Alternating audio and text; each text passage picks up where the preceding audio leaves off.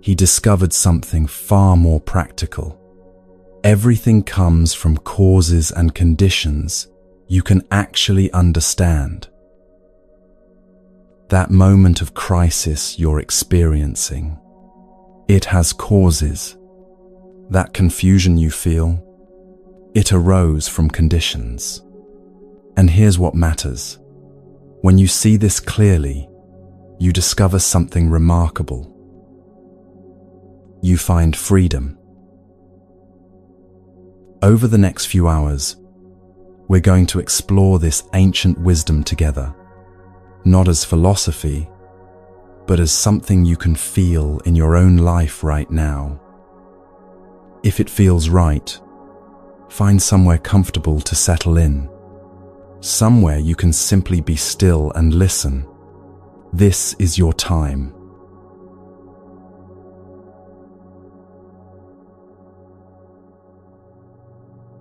Think about the last time something upset you. Maybe someone said something thoughtless, or a plan fell through.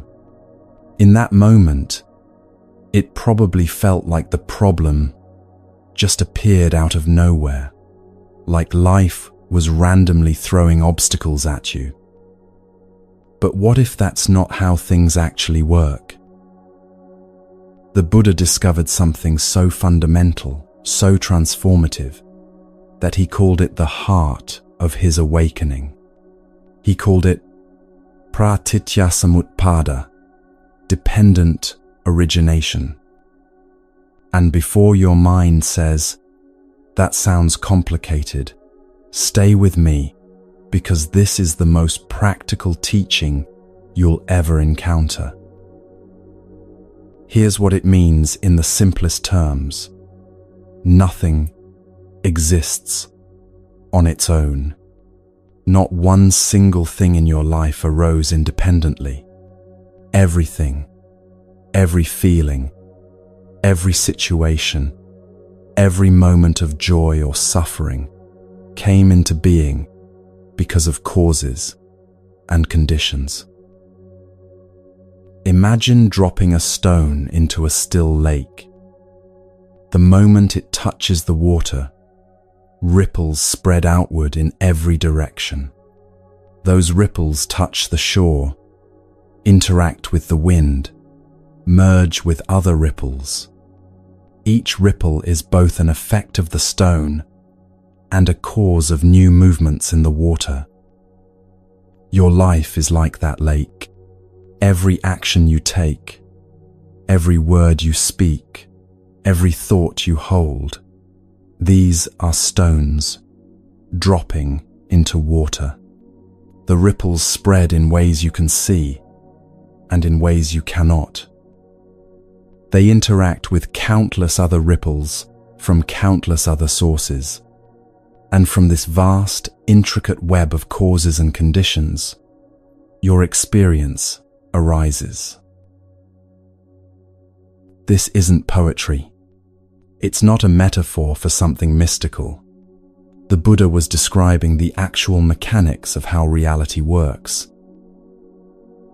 When the Buddha first explained this teaching, he wasn't sitting in a temple giving a formal sermon.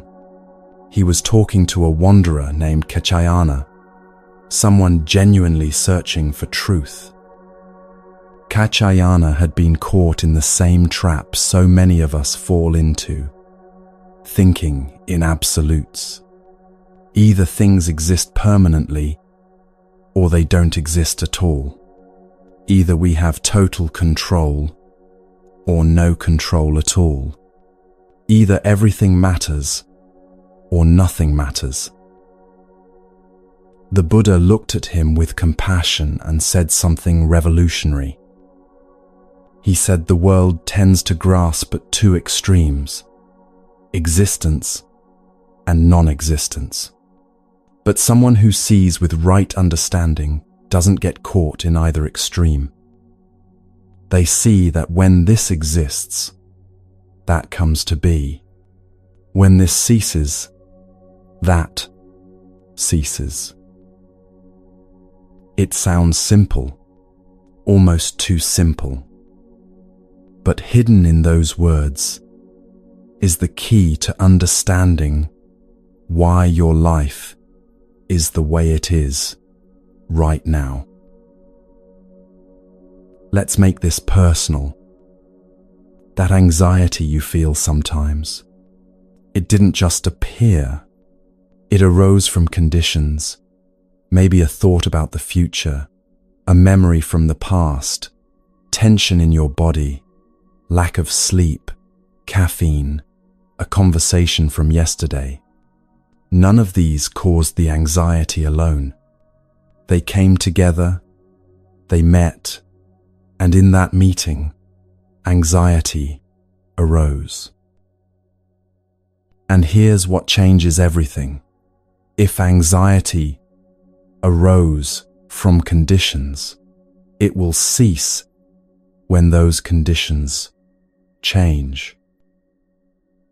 It's not permanent. It's not who you are. It's a weather pattern moving through the sky of your awareness. The same is true for joy, for peace, for every experience you've ever had. Think about a flower growing in a garden.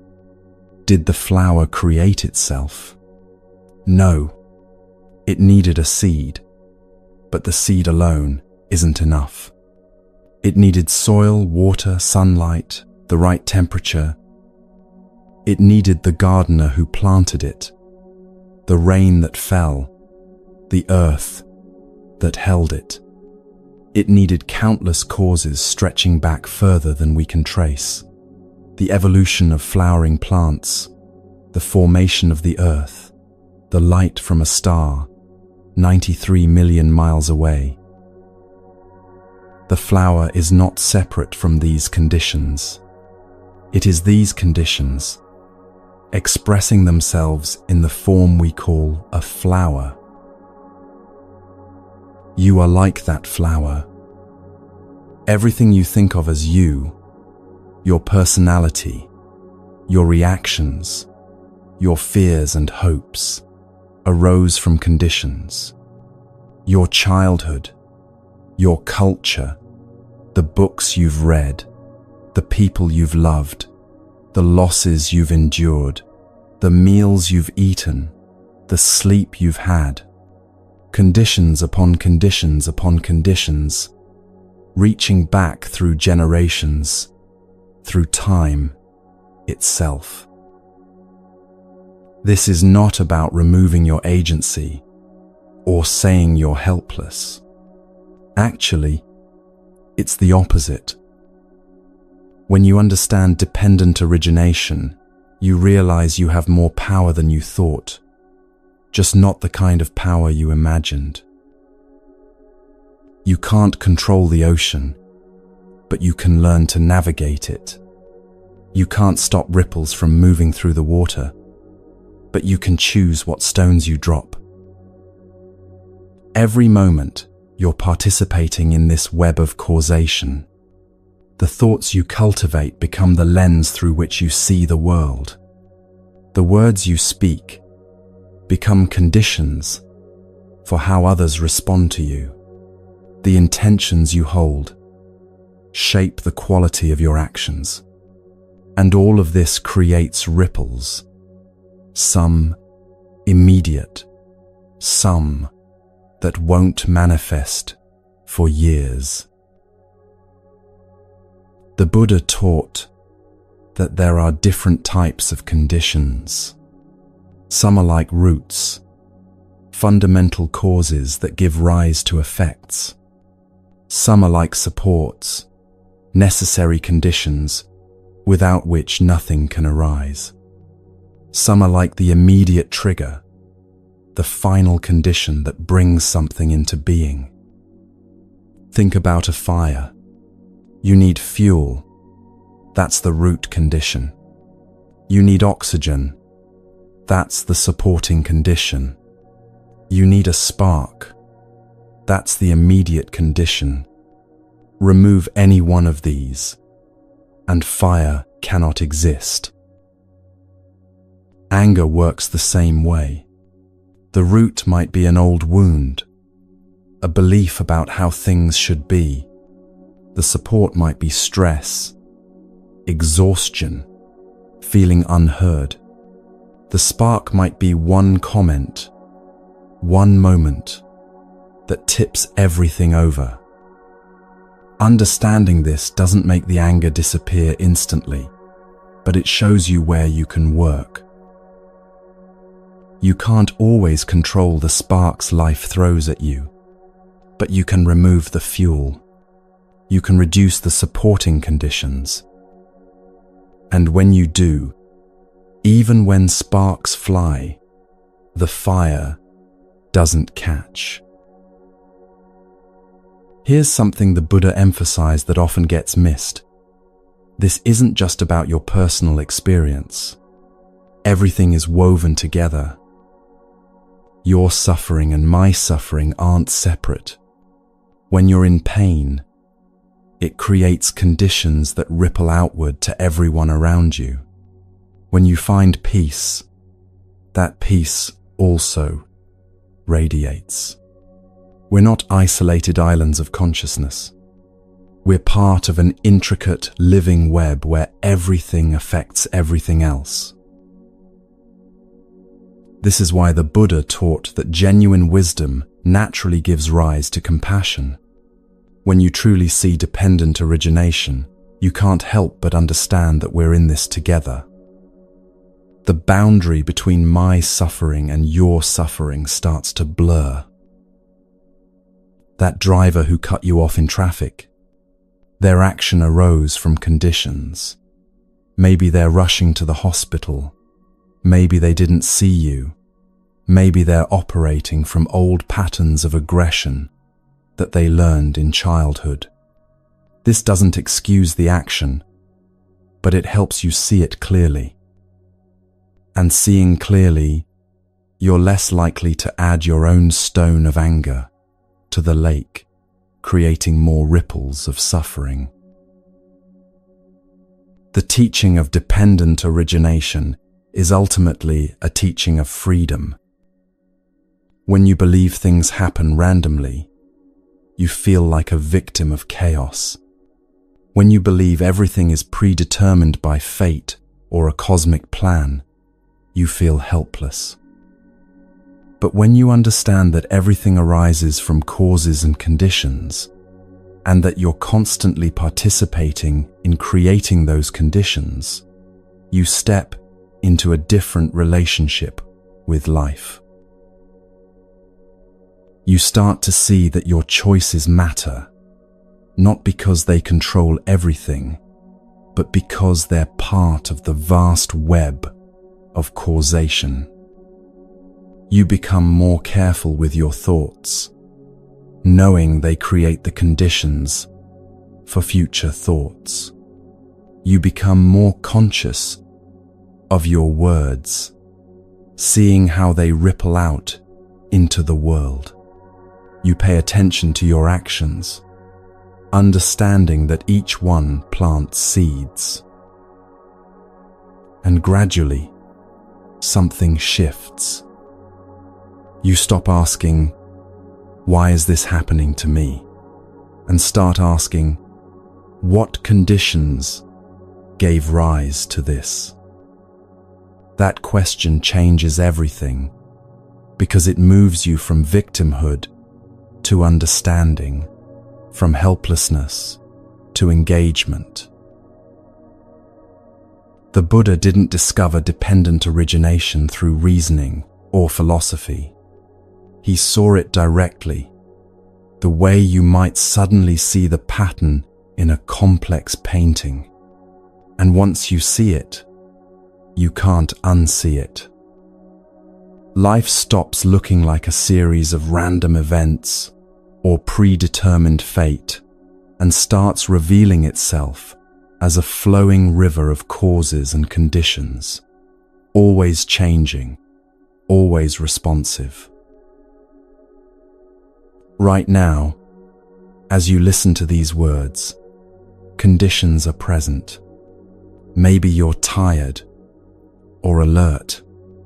Maybe something in your life is troubling you or bringing you joy. Maybe you're alone or surrounded by others. All of these conditions are shaping how you hear and understand what's being shared. And what you take from this moment will become a condition for future moments, a new way of seeing, a question that lingers, a sense of possibility. You are not separate from this vast web of causes and conditions. You are one of its expressions, just as a wave is an expression of the ocean. And understanding this, really understanding it, not just intellectually but in your bones, this is the beginning of wisdom. Because when you see how everything arises together, you also begin to see how suffering arises. And that's where we're going next.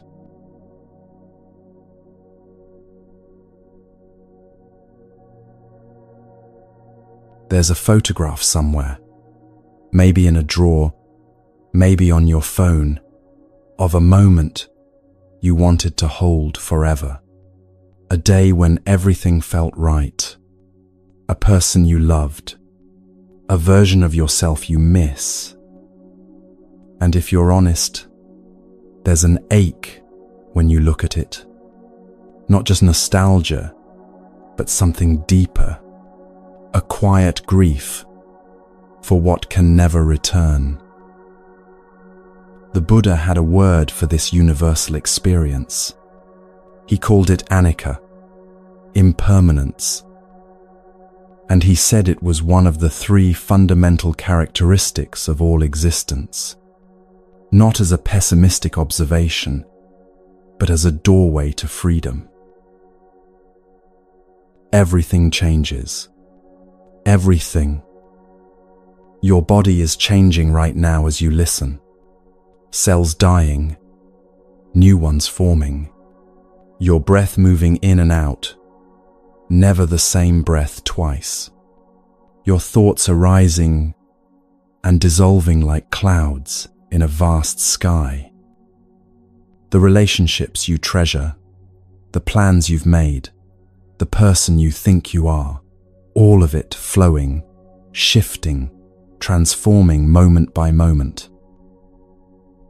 This isn't meant to frighten you. The Buddha wasn't trying to make life feel meaningless or bleak. He was pointing to something we spend enormous energy trying to deny. And that denial is what causes us to suffer. The Buddha used a metaphor that's been repeated for 25 centuries because it captures something so essential. He said you cannot step into the same river twice. Think about that. A river looks like a single solid thing.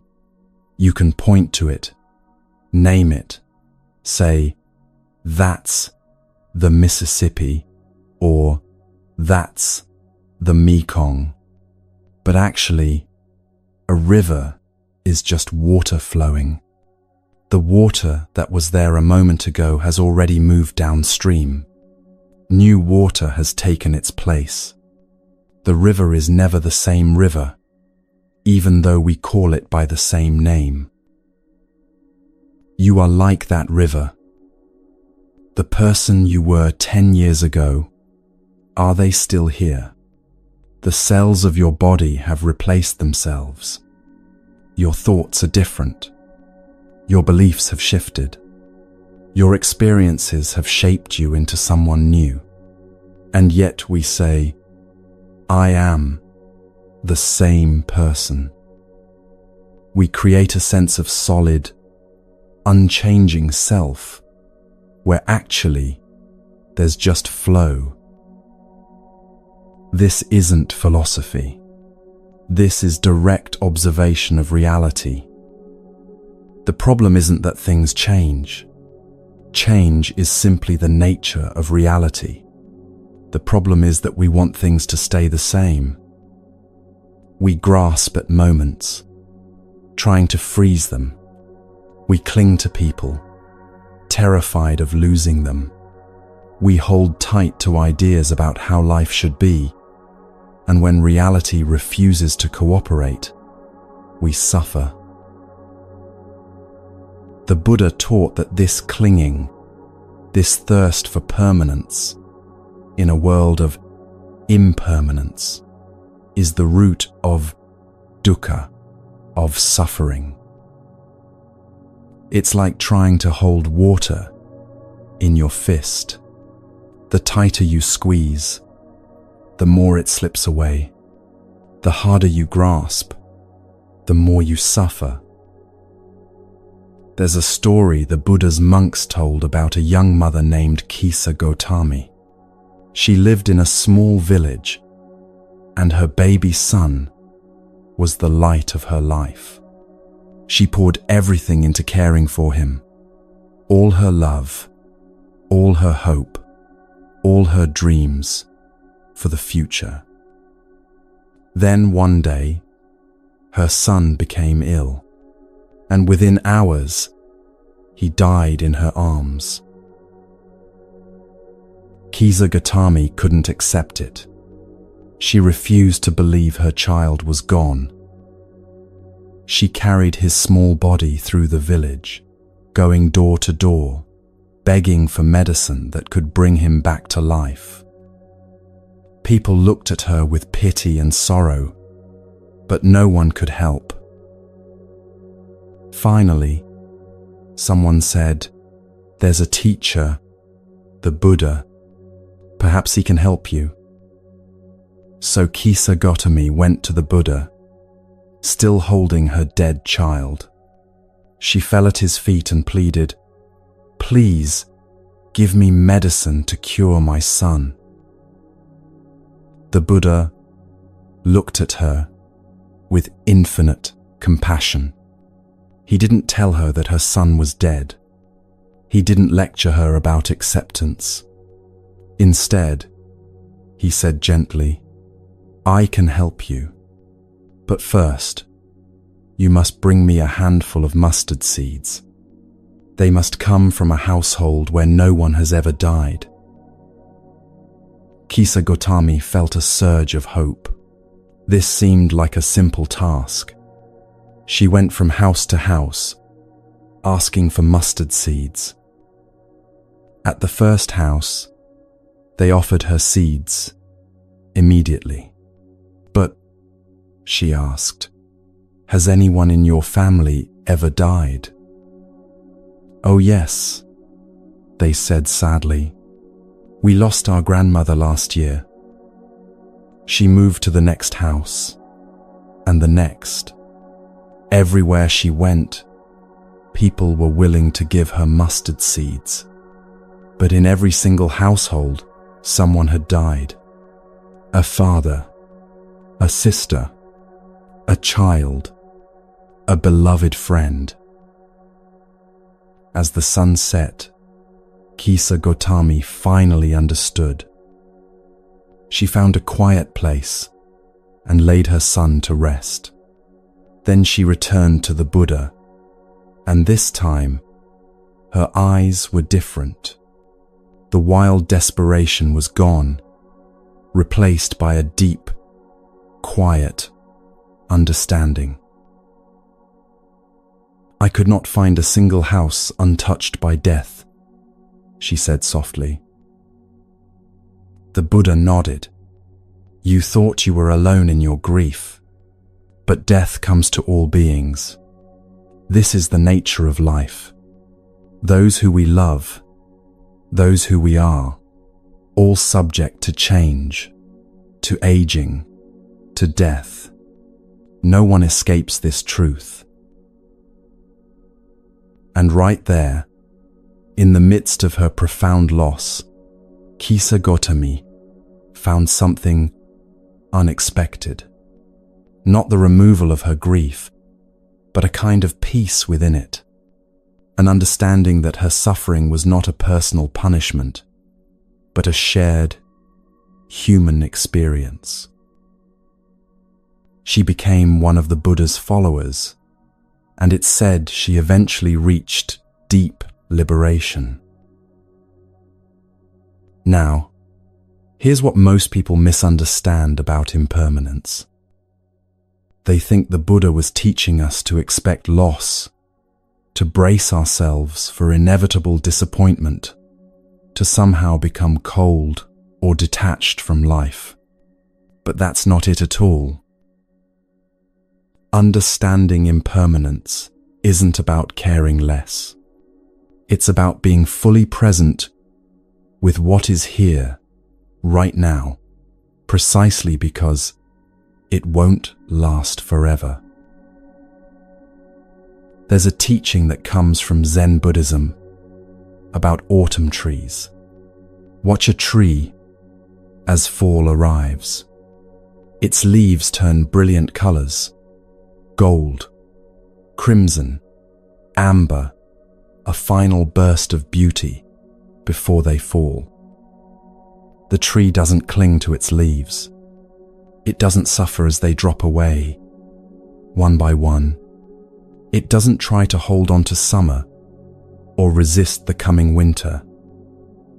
The tree simply lets go, and in that letting go, there's a kind of grace. The leaves fall, and the tree stands bare and beautiful in its own way. Then spring comes, and new leaves grow, not the same leaves, but new life emerging from the same trunk, the same roots. This is the rhythm of existence. Nothing stays, but nothing is truly lost either. Everything transforms. When you really understand impermanence, not just intellectually, but in your lived experience, it changes how you relate to everything. You stop taking moments for granted. That ordinary Tuesday morning with coffee and sunlight streaming through the window becomes precious because you know it's unrepeatable. The people you love become more dear, not less, because you understand that your time together is limited and therefore sacred. You also stop clinging so desperately to pleasant experiences, trying to make them last forever. You learn to enjoy them fully while they're here, then let them go when they pass. Like holding a butterfly gently in your open palm, appreciating its beauty without grasping, knowing it will fly away, and that's okay. And perhaps most importantly, you develop a different relationship with difficult times. When you're going through something painful, impermanence becomes a refuge. This too will change. This too will pass. Not because you're bypassing the pain or pretending it doesn't matter, but because you understand that it's not permanent, not solid, not the final word on who you are or what your life means. The Buddha taught that there are 3 characteristics that mark all of existence. Impermanence is the first. Everything that arises will cease. Everything that comes together will fall apart. Every beginning contains an ending. This isn't pessimism, it's liberation. Because if everything is impermanent, then your suffering is impermanent too. Your fear is impermanent. Your confusion, your pain, your sense of being stuck, all of it subject to change. Nothing has the power to define you forever, because nothing lasts forever. And right now, in this moment, you can practice with this truth. Notice your breath. It comes in, then it goes out, and that breath is gone, never to return. Another breath arises. Different air, different moment. Your body knows impermanence intimately. Every breath a small death and rebirth. Notice your thoughts. One arises. Worry about tomorrow, maybe, or a memory from yesterday. You don't have to push it away. Just watch it. It appeared from nowhere, and if you don't feed it with attention, it dissolves back into nowhere. Another thought arises to take its place. Thoughts like weather patterns, constantly moving through the sky of awareness. Even this moment of listening, it's already gone. The words you heard 10 seconds ago have vanished. New words are arriving. The person you were when this chapter began is not quite the same person listening now. Something has shifted, even if it's subtle. That's impermanence, happening in real time.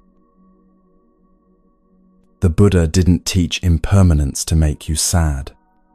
He taught it to wake you up, to help you stop wasting energy fighting against the nature of reality, to show you that freedom isn't found in making things permanent, but in learning to dance with change, to reveal that the very thing you've been resisting, this constant flow and transformation, is actually the doorway to peace.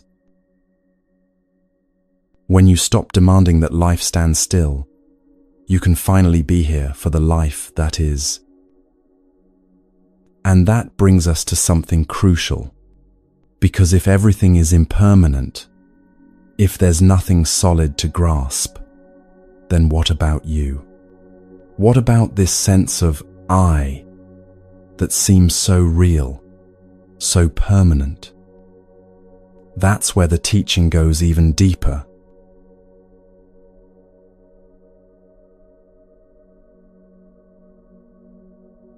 Have you ever watched someone who seems to get away with everything? They lie, they manipulate, they hurt others, and somehow they seem to thrive. Meanwhile, you try to do the right thing, and life feels like an uphill struggle. It's enough to make you wonder if any of it matters. This is where karma gets misunderstood more than almost any other Buddhist teaching. We've turned it into cosmic scorekeeping, a universe that rewards good people and punishes bad ones. We say things like, karma will get them, or that's bad karma, as if there's some invisible judge keeping tabs. But that's not what the Buddha taught at all. The word karma simply means action. More specifically, it means intentional action.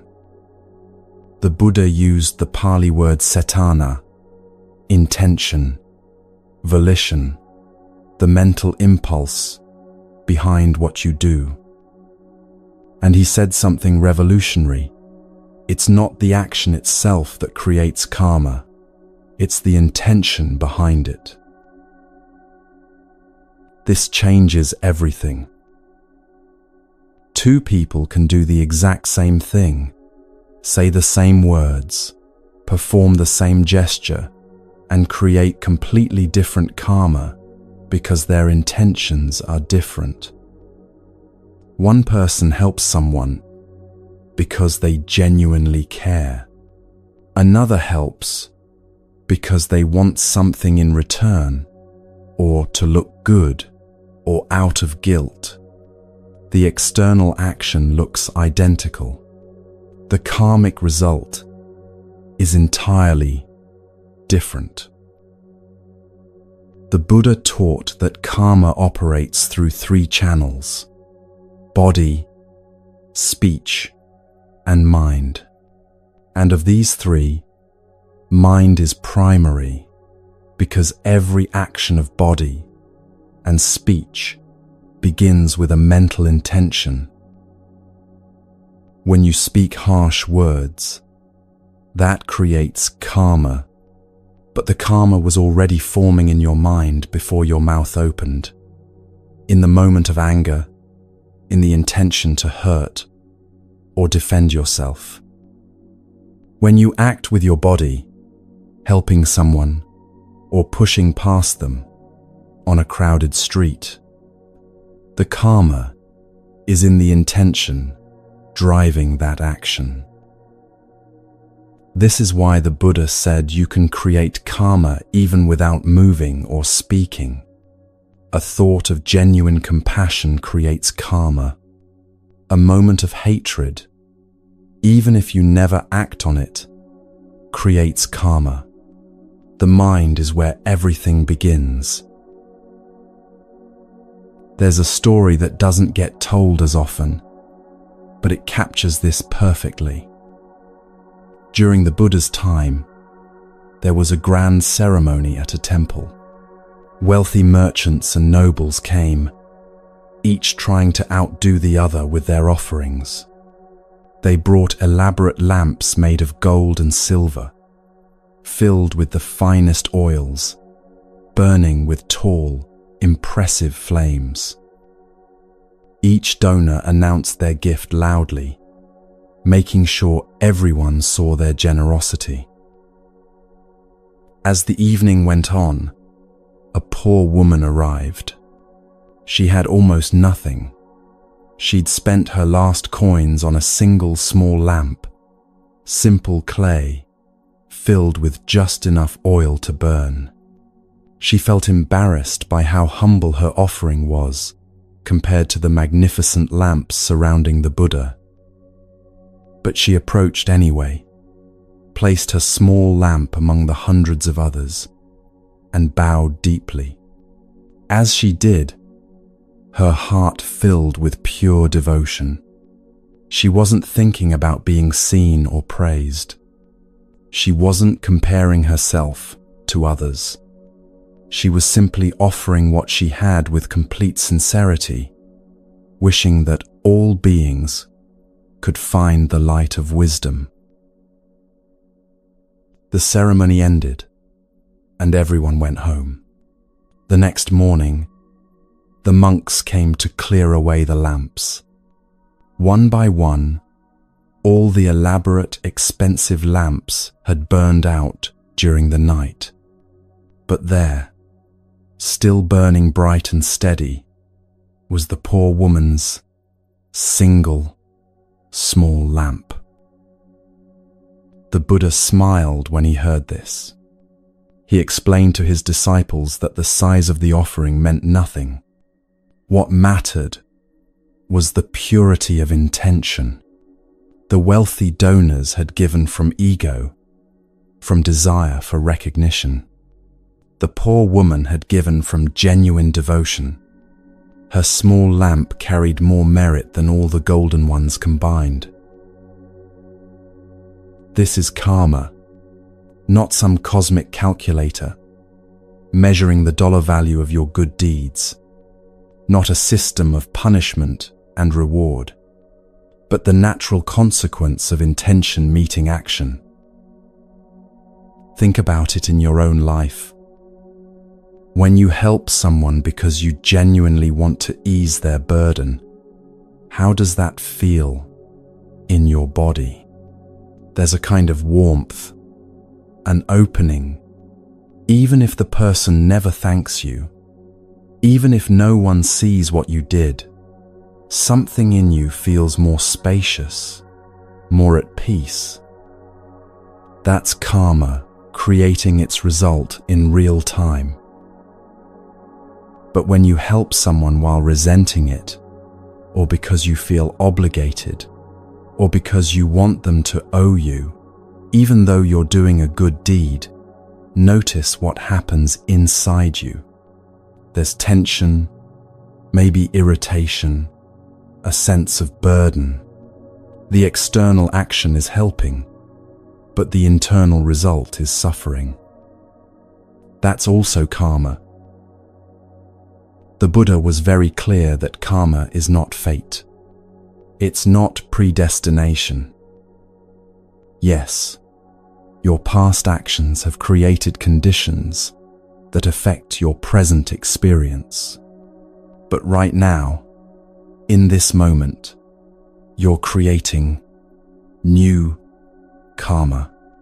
You're planting new seeds, and those seeds will shape future conditions.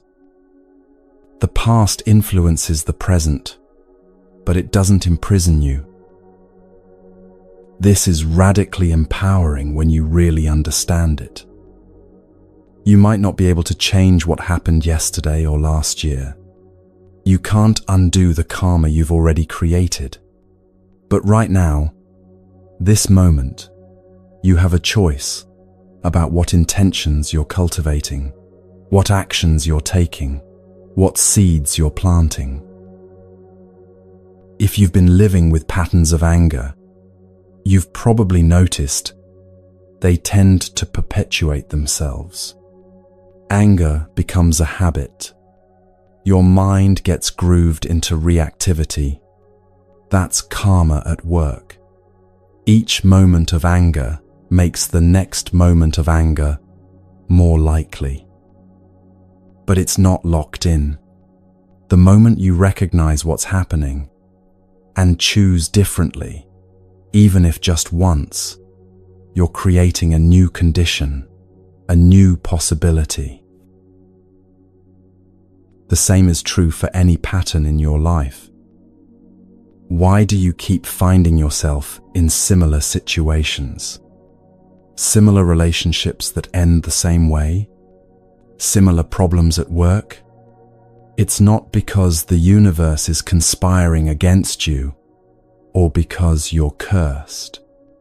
It's because you're carrying habitual intentions, habitual ways of responding that keep creating similar conditions. The Buddha called these sankhara, mental formations, habitual patterns that shape how you perceive and respond to life.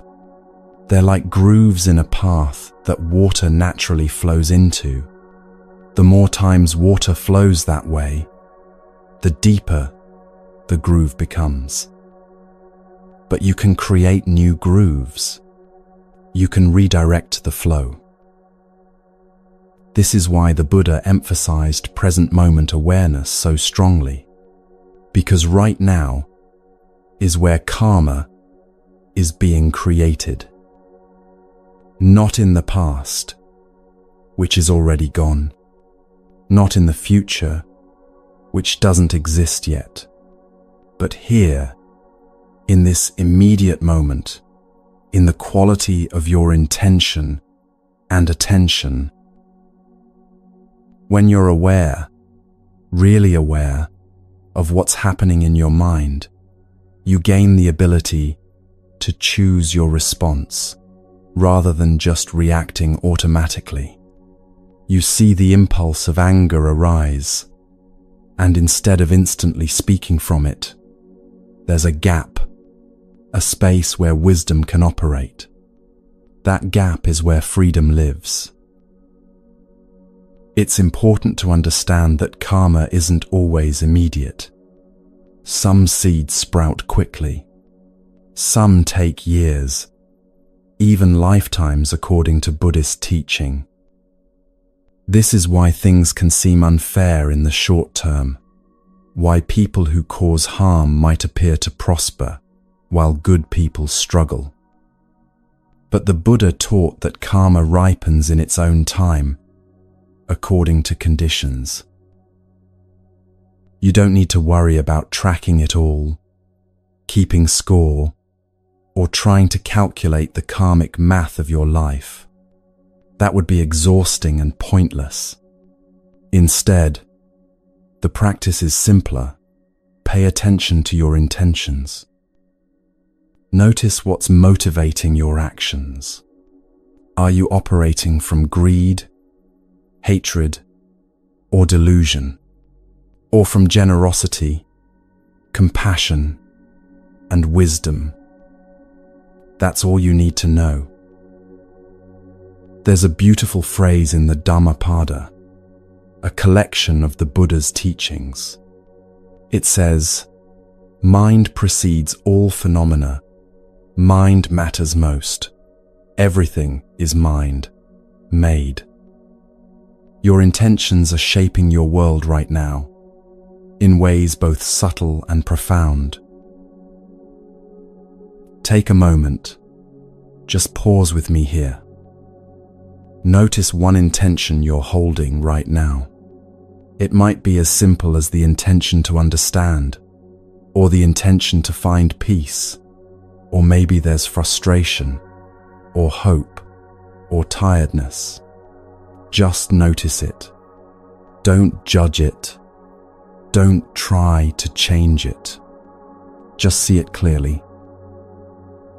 That intention, whatever it is karma in formation. It's creating conditions for the next moment, and the moment after that. And here's the profound part. Simply by seeing it clearly, you've already changed it. Awareness itself transforms karma.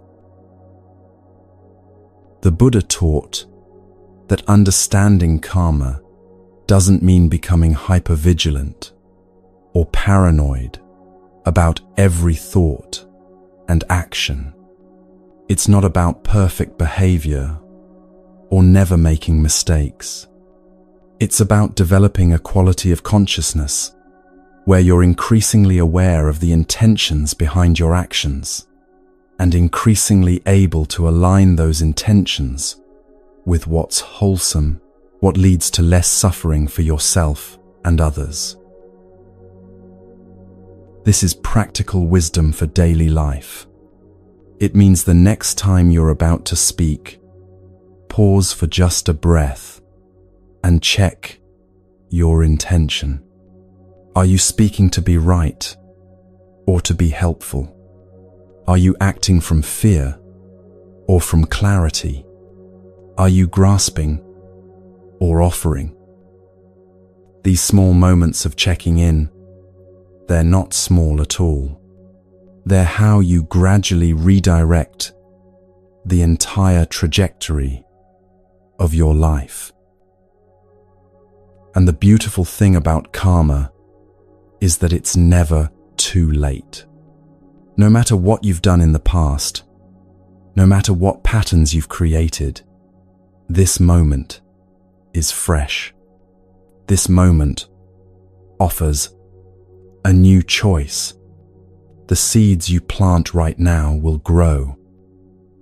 What do you want to cultivate? Because karma isn't fate, it's possibility. It's the law that says your choices matter, your intentions have power, and change is always available. Not someday, not after you fix everything else, but now, in the quality of awareness you bring to this present moment. And speaking of this moment, there's something else the Buddha saw with perfect clarity, something about the nature of the one who's making all these choices, having all these intentions, something that, when you see it, transforms everything.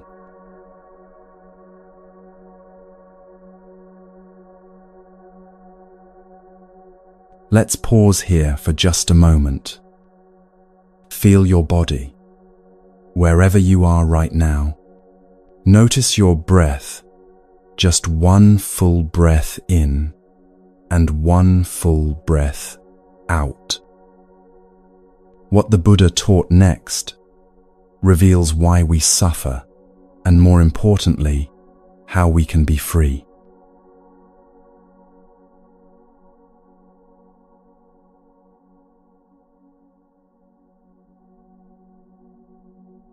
There's a particular kind of pain that has nothing to do with physical injury.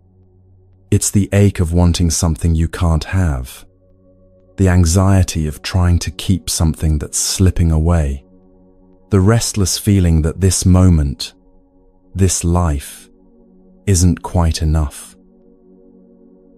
The Buddha had a word for this. He called it tanha, often translated as craving or thirst. And he identified it as the root cause of human suffering. This is the second noble truth, and it's worth understanding deeply because it's both the diagnosis of our pain and the pointer toward freedom. Tanha isn't just wanting things. It's a deeper, more pervasive thirst, a constant leaning away from what is toward what we wish were true. It's the mind that's never quite satisfied, always seeking, always grasping, always trying to arrange life into a more comfortable configuration. The Buddha described 3 types of craving.